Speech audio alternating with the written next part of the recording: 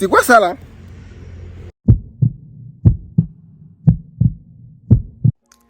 Aujourd'hui, je vais te donner mes meilleurs conseils pour préparer ton voyage au Brésil, mais surtout pour ne pas te faire avoir. Alors prends bien note parce que, oh là là, il y aura plein d'informations. Bisous, bisous, allons-y. Salut la famille, j'espère que vous allez bien. Oh là là les gars, vous savez pas comment j'ai lutté pour essayer de filmer cette vidéo. J'étais trop motivé et tout, mais un jour il fait beau, mais il y a du vent. Un jour il pleut, un jour il commence à faire beau, mais après la pluie elle est venue. Bref, donc aujourd'hui c'est une température à peu près normale, même s'il y a quelques nuages. J'ai l'impression que c'est stable, donc allons-y tout de suite. Je vais vous donner tous mes conseils pour venir faire un voyage au Brésil et surtout pour ne pas vous faire avoir. Quels sont les tips en or qu'on ne nous dit pas assez. Putain, c'est dur cette phrase. Qu'on ne nous dit pas assez dans Google. Voilà, allons-y.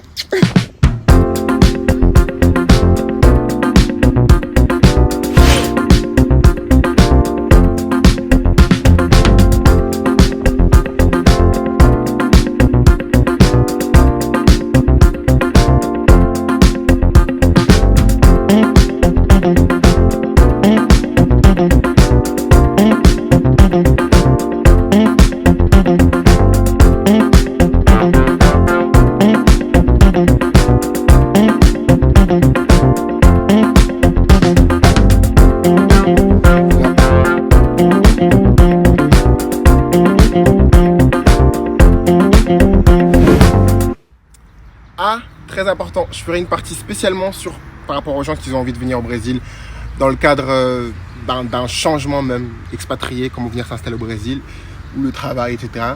Mais là, je préfère faire une partie sur comment voyager au Brésil, quels sont les conseils pour venir voyager au Brésil, parce qu'il y a des trucs qu'on ne sait pas lorsqu'on prépare un premier voyage au Brésil. Et des fois, on se prend une claque, comme ça a été le cas pour moi au tout début.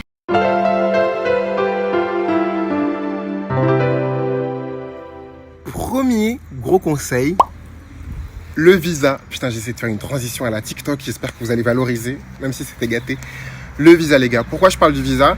C'est qu'en fait, il y a des personnes qui ne le savent peut-être pas, mais la France a un accord avec le Brésil qui stipule que à partir du moment où les Français payent leur billet pour venir au Brésil, ils ont le droit du coup à 3 mois de sol, droit du sol, c'est-à-dire qu'ils peuvent rester 3 mois au Brésil.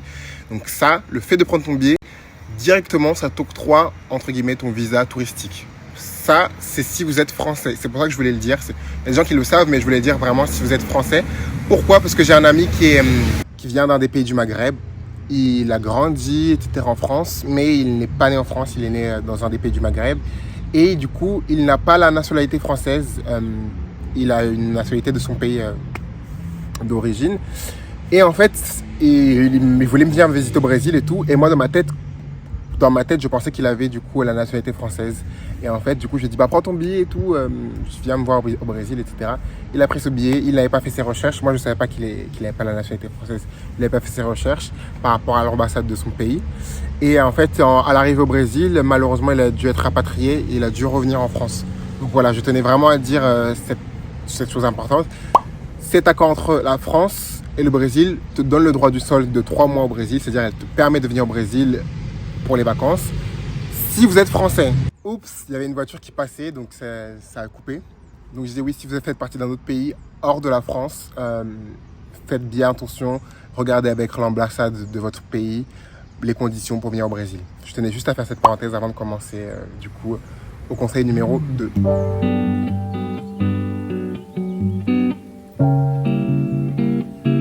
Conseil numéro 2, le taxi, Uber.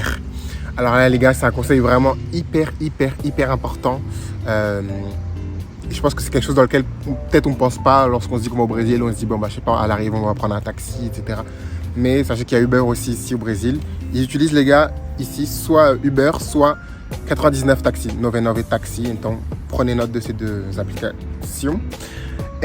Pourquoi je parle de ça? C'est parce qu'en fait, dès que vous allez arriver à l'aéroport du Brésil, que ce soit Guarulhos, São Paulo, ou celui à Rio, etc., ou dans d'autres villes d'ailleurs, tout de suite à l'aéroport, vous allez avoir des chauffeurs comme ça qui vont venir directement vous parler, venez, je vais vous aider, venez, je prends vos valises, vous voulez aller où, etc. Et ils sont très, du coup, je trouve ils ils ont déjà la stratégie. Donc, en fait, ils vous laissent même pas le temps en fait, de réfléchir. Ils disent non, genre, ils font style, ils vont vous aider et tout. Non, venez, je vous aider et tout. Mais vous allez où du coup dans quelle ville et tout. Enfin, du coup, ça paraît très attrayant parce que tu te dis, bah, c'est cool, t'es fatigué, t'es exténué, tu viens de faire 11 heures de vol et tout. Tu veux juste être dans le taxi et pouvoir arriver directement dans le centre-ville. Je pense que c'est important, les gars, j'ai essayé d'éviter vraiment à l'aéroport, je parle, ce genre de taxi et tout. Pourquoi? Moi, ça m'est arrivé en fait un cas.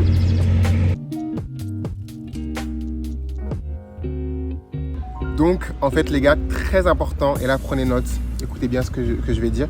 C'est que moi, du coup, ce qui m'est arrivé, c'est qu'en fait, j'étais arrivé à l'aéroport. Pourtant, j'habite ici maintenant, mais j'étais arrivé à l'aéroport. Ce jour-là, j'étais fatigué, je venais de rentrer de mon voyage de France. J'avais qu'une envie, c'était de rentrer à la maison. Et je crois que j'avais plus de batterie ou un truc comme ça. Donc, voilà, je voulais vite rentrer à la maison, je ne pouvais pas appeler un Uber. Du coup, il y a un monsieur qui m'a proposé de m'emmener en taxi. Et du coup, j'ai dit oui, merci, tout, super et tout. Mais je dis, monsieur, par contre, je connais les prix pour aller à l'aéroport, de l'aéroport jusqu'à chez moi, jusqu'au centre. Ça devait être, on va dire, à peu près maximum, je sais pas, entre 80 reais à 100 reais maximum, tu vois. Donc, il me dit, bon, écoute, ça m'arrange pas, mais je peux faire le prix pour 100 reais. Je le regarde dans les yeux, je dis, monsieur, si vous avez dit 100 reais, hein. Il me dit, oui, tout, 100 reais. Et là, on rentre dans la voiture et il met le compteur. Et je dis, mais pourquoi vous mettez le compteur et tout? Une fois qu'on commence à faire le trajet, tout, il met le compteur. Je dis, mais pourquoi vous mettez le compteur et tout? Prenez note, les gars, que ce jour-là, j'avais plus de batterie dans mon téléphone. Donc, je pouvais pas, du coup, dire, bon, c'est bon, je vais sortir, je vais appeler un Uber. J'étais vraiment dépendant de lui, quoi. Donc, il me dit, non, t'inquiète, c'est juste comme ça, par mesure de. Voilà, lorsqu'on rentre dans le taxi, on met le compteur et tout. Mais t'inquiète pas et tout. Et il me dit, là, on commence à avancer et il fait la nuance. Il me dit, la course, elle se fera dans tous les cas dans les 100 reais. Donc, je dis, mais monsieur, vous m'avez dit, lorsqu'on avait convenu, vous et moi, que ça allait être 100 reais. Je les ai même regardé dans les yeux, je me dis, ça va être 100 reais. Il me dit, oui, mais c'est dans les 100 reais, t'inquiète et tout. Et en plus, voilà, si ça dépasse, ça serait juste un petit peu par rapport moi au gasoil. Ils aiment trop baratiner des fois, certains. Qui m'a dit, non, t'inquiète par rapport au gasoil et tout ça. Pour moi, c'est important et tout. Si jamais ça dépasse un peu, ça va m'aider pour payer le gasoil. Donc, je me dis, ok, peut-être dans le maximum, ça sera dans les 120 et tout. Donc, je dis, ok, ça va pas me déranger de lui payer 20 reais en plus pour qu'il puisse se payer l'essence et tout. Là, on fait le trajet et tout. Je vois qu'on n'est pas encore arrivé à la maison. Il y a des embouteillages et tout. Le compteur, il affiche 115 reais. Donc, je dis, monsieur, je crois que. Il me dit, non, t'inquiète. Ça va le faire et tout. Les gars arrivent à la maison, chez moi au centre. Le compteur, il affichait 180 reais. Il me dit le prix, 180 reais. Il me dit, je t'avais dit que ça allait dans les 100 reais. Donc, en fait, le gars, il m'a vraiment pris pour un con. Et voilà, je suis quelqu'un, j'aime pas du tout le conflit. Vous allez me dire dans les commentaires, Loïc, c'est bon, tu aurais pu quand même essayer de négocier, voilà. Mais des fois, tu vois, il y a des gens, tu sens que en négociant, tu vas encore plus perdre ton énergie. Je venais de rentrer de vacances, j'étais content, je voulais juste voir mon copain et montrer les surprises que j'avais ramenées de France, etc. Donc voilà, j'étais pas dans le mood de négocier, donc voilà. Je me suis fait baiser et j'ai dû payer 180 reais. Donc voilà, c'était juste un conseil pour vous les gars. Si vous pouvez prendre juste le Uber, prenez le Uber. Genre des gens qui font genre non, je vais te laisser au centre et tout. Et autre chose aussi, d'ailleurs si vous prenez le Uber, essayez au préalable de mettre sur Google Maps ou sur voilà, l'application la distance afin que vous ayez aussi votre GPS qui roule avec le monsieur. Parce que des fois, si vous entendez parler français ou vous entendez parler une autre langue et tout, ils peuvent se dire ah cool, Akia Gringa, c'est les petites étrangères et tout, c'est l'étranger et tout. Du coup, ils vont essayer de prendre d'autres chemins et tout. Voilà, je dis pas que c'est tous les gars, vraiment. Je dis pas du tout que c'est tous. Mais voilà, des fois, ils peuvent prendre d'autres chemins et tout, afin de retarder la course, afin que la course soit un petit peu plus chère. Tu vois, donc, soyez bien, ces gens ligados, prenez bien attention à ces petits trucs. Ça paraît bête comme ça, mais bon, au final, ça fait 10 reais par-ci, 20 reais par-là, 30 reais par-là. Et à la fin du séjour, si c'est 20, 30 reais à chaque course ou à chaque moment ou à chaque truc, bah après, ça fait quand même un petit budget, quoi. Donc voilà, essayez de prendre bien attention à ça. Je pense que c'est peut-être le plus gros point que je pourrais dire dans cette vidéo. Les autres, ça va être un peu plus rapide. Le point... Putain, mes yeux pleurent là.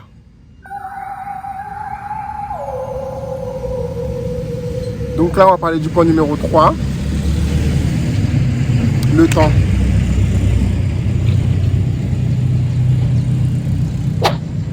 Point numéro 3. Les gars, ça c'est très important. Le temps au Brésil. Ne faites pas comme moi. Ne faites pas comme moi, les gars. Alors, dans ma tête, j'imaginais vraiment que le Brésil c'était oh, aïe, aïe, oh, bas. Imaginez vraiment que Tout le temps au Brésil, il allait faire chaud, tout le temps on allait être en claquettes, on allait être en short, et, débardeur et tout.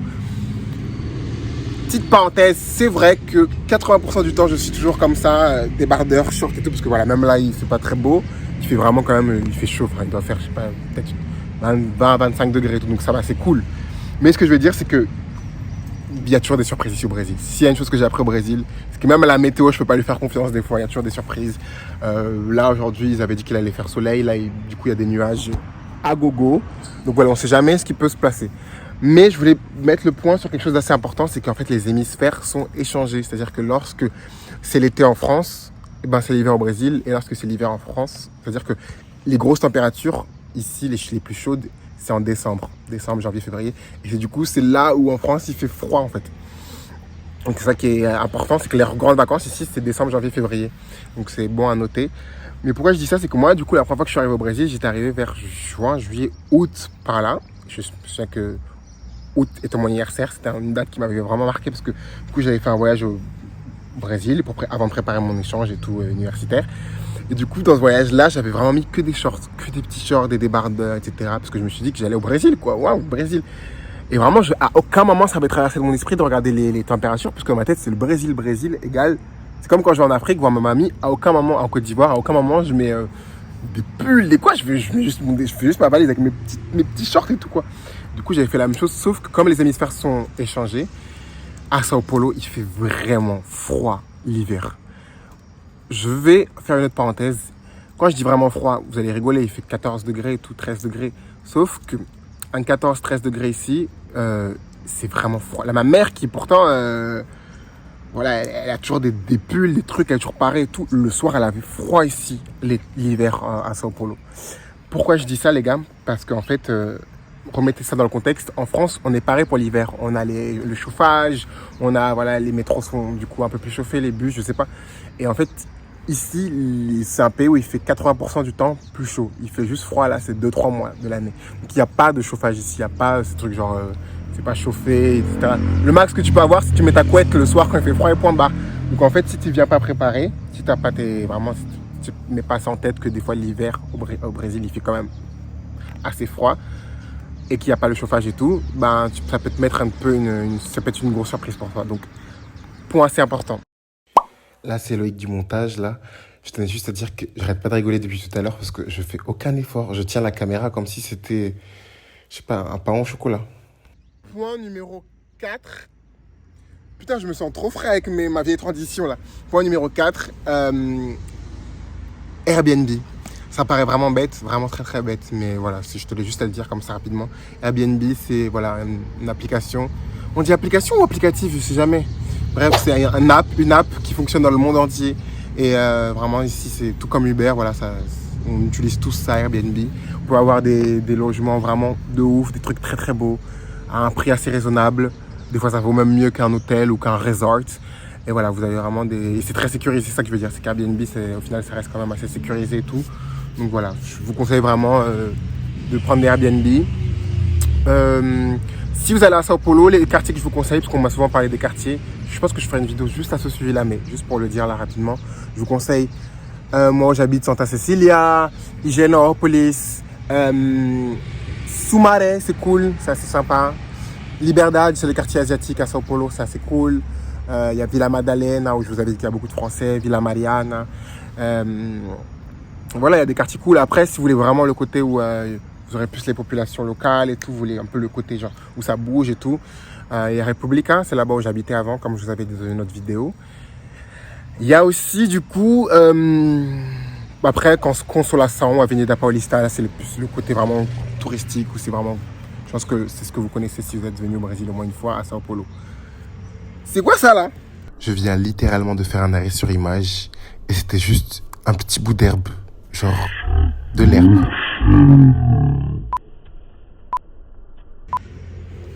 Pardon. Et si vous allez à Rio, moi je vous conseille, moi je vais souvent du coup à Copacabana, à l'avenue Copacabana. Moi j'adore aller au poste 1, poste 1, c'est à Leme.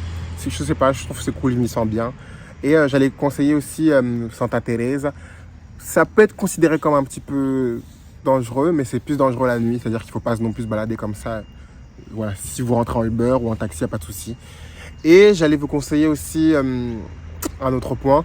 Les favelas, petite parenthèse, souvent les gens ils disent que c'est gang, c'est nanana et tout. Les gars, il y a des auberges de jeunesse à très bon prix, bien sécurisées, bien cool au sein des favelas. Vous avez des hôtels, des pousadas au sein des favelas. Je suis même des fois, moi, resté en favela. Et j'ai trouvé ça trop cool. Enfin, les favelas, c'est juste que les favelas sont les favelas parce que certaines personnes ne peuvent pas se permettre d'avoir un logement qui soit assez cher, assez onéreux, etc. Mais ça reste des quartiers, quoi. C'est des habitations et tout. Et des habitations totalement correctes, avec une organisation. Les gens sont hyper cool. Franchement, les gens les plus cool que j'ai connus à Rio ou dans d'autres villes, c'est des personnes qui habitaient en favela. Donc voilà, franchement, ne vous dites pas que ça sera dangereux, que ça soit Kalachnikov et tout. Non, je pense pas que c'est franchement... Là, je vous dis vraiment en conseil d'amis et tout.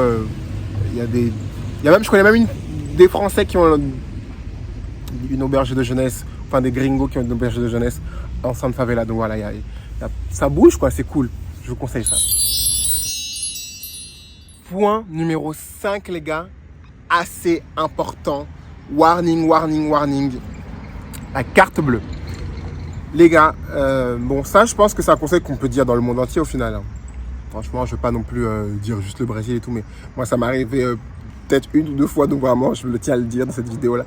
Carte bleue, quand vous rentrez de soirée, les gars. Surtout si vous parlez français entre vous, vous êtes en vacances et tout, les gens vont voir que vous êtes des gringos, les gens vont voir que...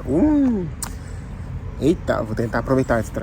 Surtout que la monnaie au Brésil, c'est un autre... Je sais pas, c'est d'autres ordres de valeur. C'est-à-dire qu'en France, souvent, c'est toujours 5 euros, 10 euros et tout. Ici, ça sera des 35 euros, des 45 euros, 45 reais, pardon. Ça sera des 35 reais, des 45 reais, des valeurs qui sont numériquement grandes. Donc, des fois, on peut se perdre un peu dans les numéros. Je sais pas si tu vois un 100 reais.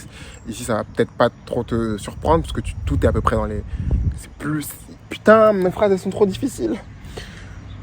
En France, c'est des 5, 10, 15, 20. Là-bas, ça peut être des 100. Ici, c'est des 100, 135 et tout. Donc, des fois, on ne fait pas attention. Mais je dis juste ça par rapport au fait que ne vous faites pas avoir. Parce que des fois, ça m'est déjà arrivé une fois en sortie de soirée. Mon Uber, il devait être à, je sais pas, à 80 reais. Et le monsieur, il a ajouté une autre valeur, genre 135 reais ou 180 reais, un truc. Donc, faites vraiment attention. Ça, c'est vraiment un conseil en or. Faites très, très, très attention. Surtout, je pense, c'est quand vous rentrez de soirée ou si vous êtes bourré ou un truc comme ça. Essayez de bien regarder à l'heure, au moment de payer, de regarder si il a mis le bon prix, la personne. Autre chose ici, les gens ils payent souvent, ils vont vous demander débit ou crédit, genre s'ils peuvent payer par débit ou par crédit. Débit c'est que c'est débité du coup à la minute même. Crédit ça veut dire que c'est en fin de mois que ça va être tiré de ton compte. Je fais le mec mais je ne savais pas du tout ça, vous allez foutre de ma gueule mais en France je paye directement par carte ou en espèces quoi.